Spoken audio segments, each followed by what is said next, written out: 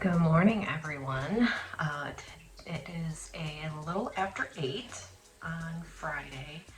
I took a couple of days off of work because I have a bunch of vacation time I have to use, so I thought with this being Easter weekend, I would just take an extra few days. Yesterday, I received a plant mail package. I ordered some things off of Palm Street. One of the shops that I like to buy from on there is called the Green Escape.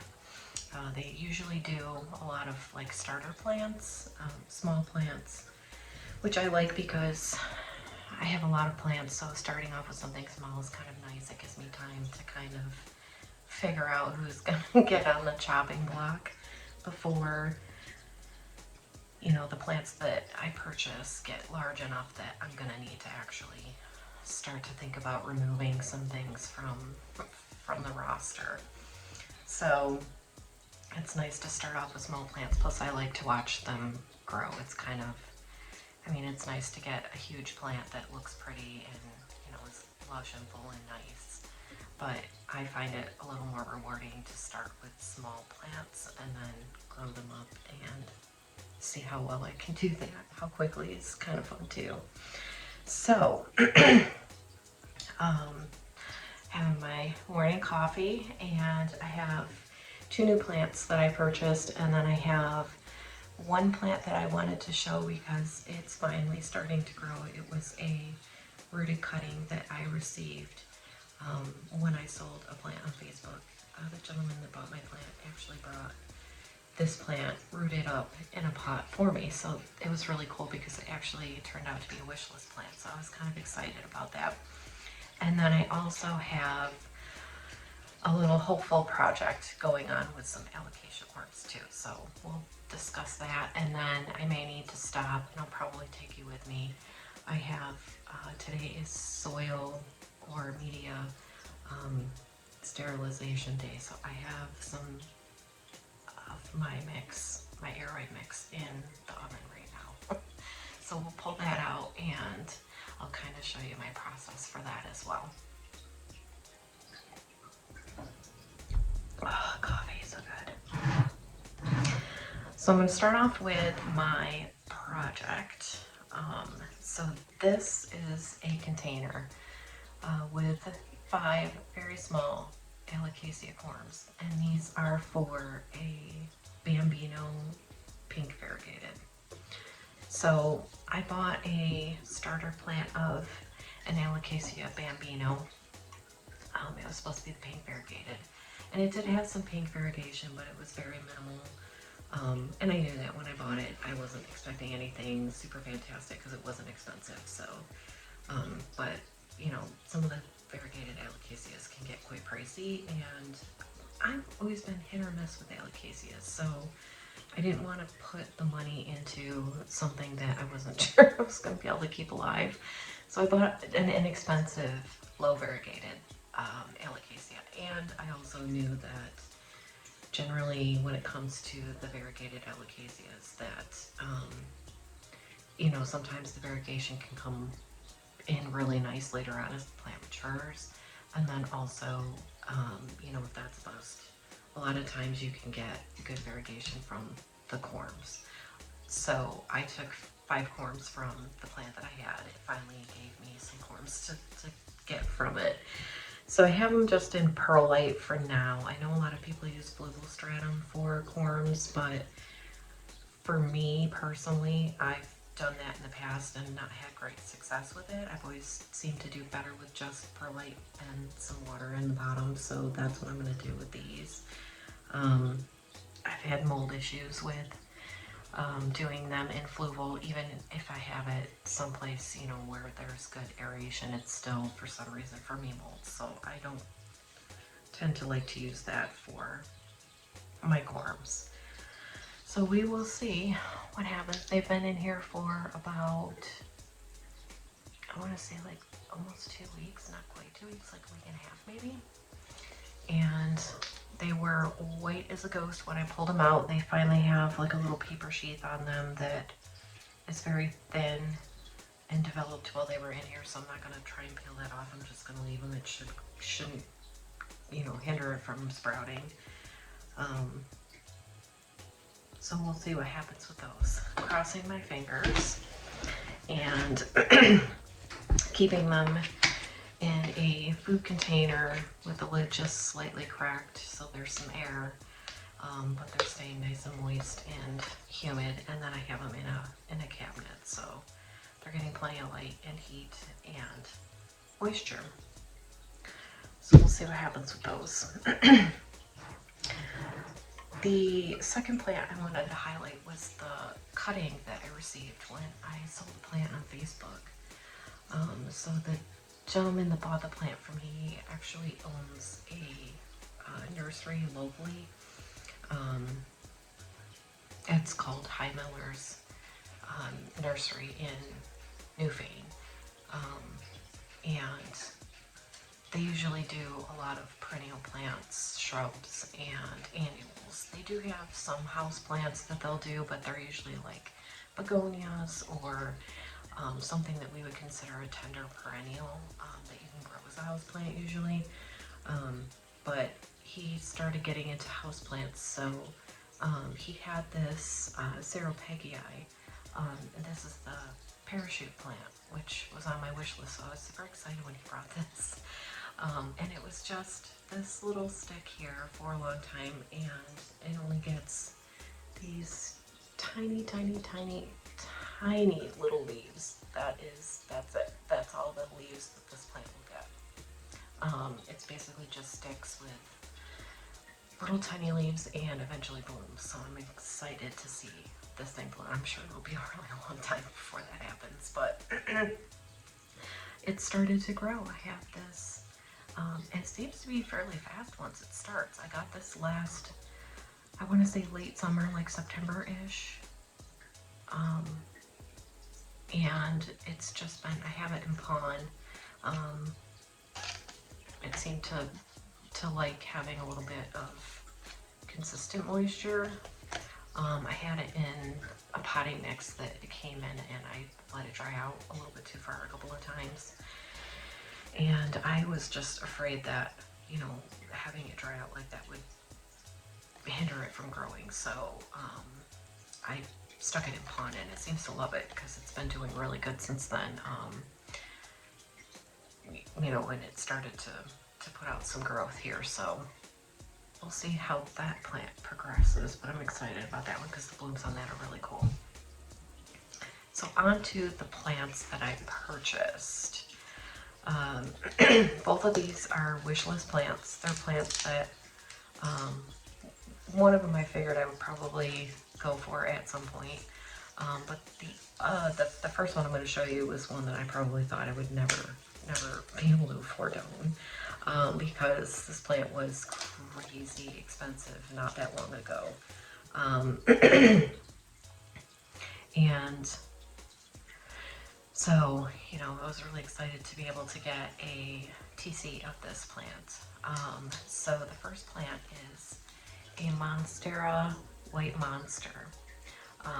And I was kind of surprised at how large it was. Usually, you know, I haven't really bought a lot of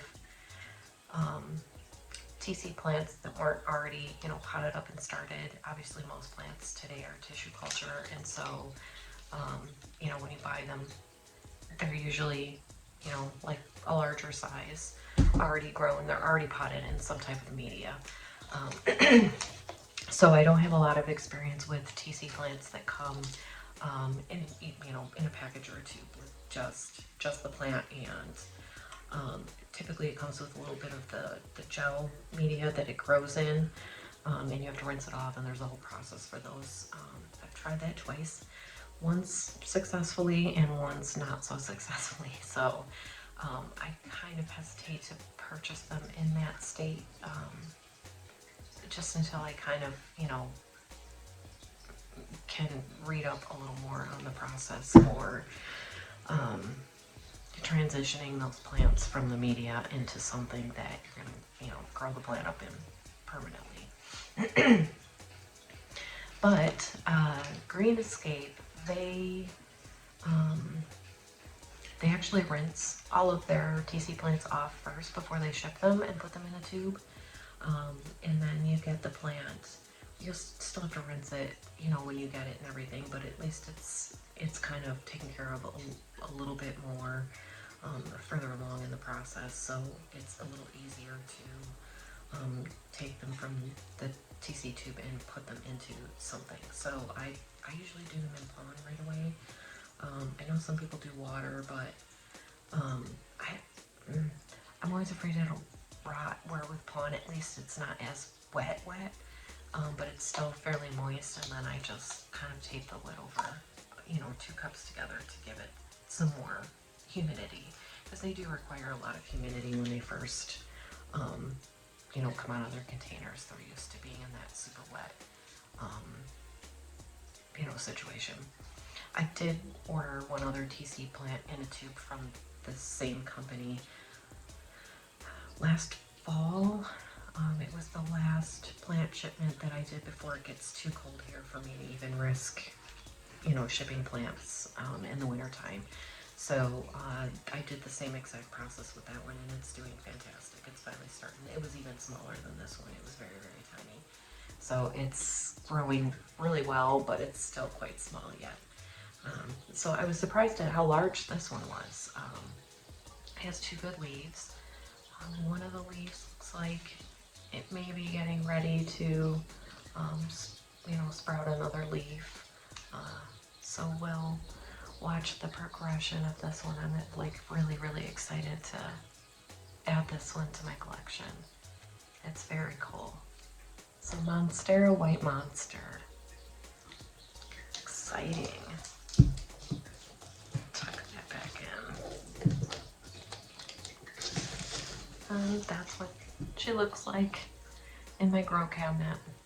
Lots of light and heat, and cracked in the back just to keep it humid but not too humid.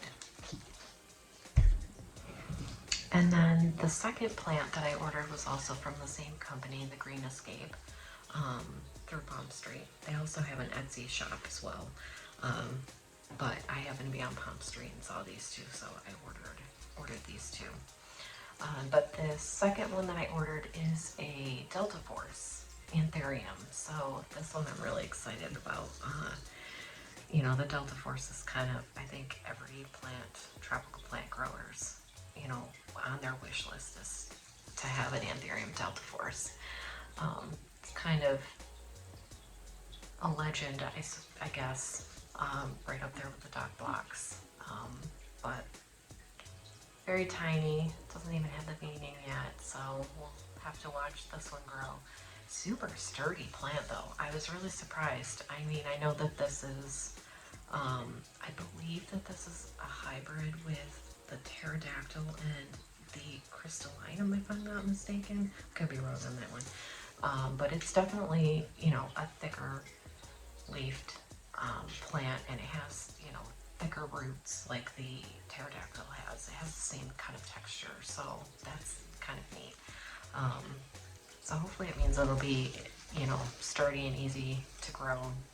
I have the pterodactyl, and that thing grows like crazy. The leaves are, you know, fairly large on it, and I can keep quite a few leaves on that one. Most of my Anthurium, I get past, you know, 2, maybe 3 leaves, and that's about all I've managed to keep going on them. But the pterodactyl seems to really enjoy where it's at and the conditions I give it. So she's rocking 6 leaves right now and a flower. So it's always nice to have an inflow. I've tried pollinating it. I wasn't very successful, so I'm just gonna let it keep doing its thing until I have some other Anthurium that are flowering. And then I can collect some pollen and maybe do some cross-pollination, because the pterodactyl blooms all the time.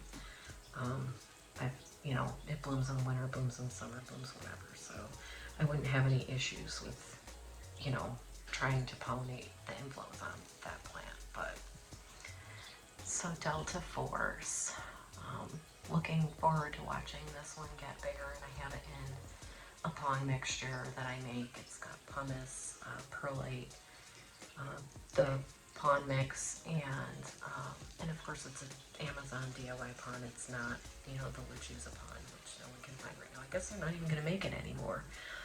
So the days of Luchusa pond are over. And then just some Repti bark that I mixed in there as well. I found that mixture the plants seem to really enjoy. So I'm going to keep making it that way. So those are the plants that I had that I wanted to highlight. Very exciting, very exciting. I love plants. So I guess I can show you guys what I do with my media that I save. And I do both my leca and my pond the same way as I do my, you know, bark mix media, the aeroid mix that I use, because I don't, I know that boiling the leca and the pond can ruin your pot, so it's not something you want to do in anything that you plan on, you know, using it in. And I just don't want to have to fart around with keeping around extra pots and pans for this, because I just use my cookie sheets. And, well, I'll show you. And I put paper over them, butcher paper, to keep them from getting gross. Here we are at my oven, and I always put it at 200 degrees, and usually I put everything in for about 30 minutes. And depending on how thick of a layer you put, you know, how thick of a layer you use as far as like the soil that you put in, usually 30 minutes, and it's about an inch and a half deep, so that will work for that amount of time.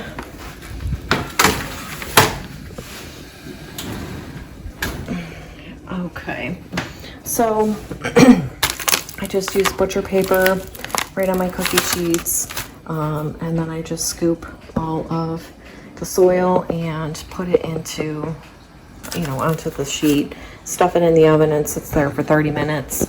And then I just usually have my clean bucket. I have cats, so I just reuse the litter buckets. They work fantastic. I use them to put the old soil in, so I have one dedicated to old soil. And I kind of like slacked a little, so I had to use a pot for some of the rest of it. And then this one is the clean bucket that everything goes into when it's finished, so that I'm not like putting, you know, the clean mix in the dirty bin. It kind of helps to combat pests and, you know, keep everything nice and clean, and nobody wants to battle pests, especially if you did it to yourself. So that is the process I use for sterilizing all of my potting media, and the highlighted plants that I wanted to show today. So hopefully you enjoyed this video, and I will see you guys in the next one. Bye.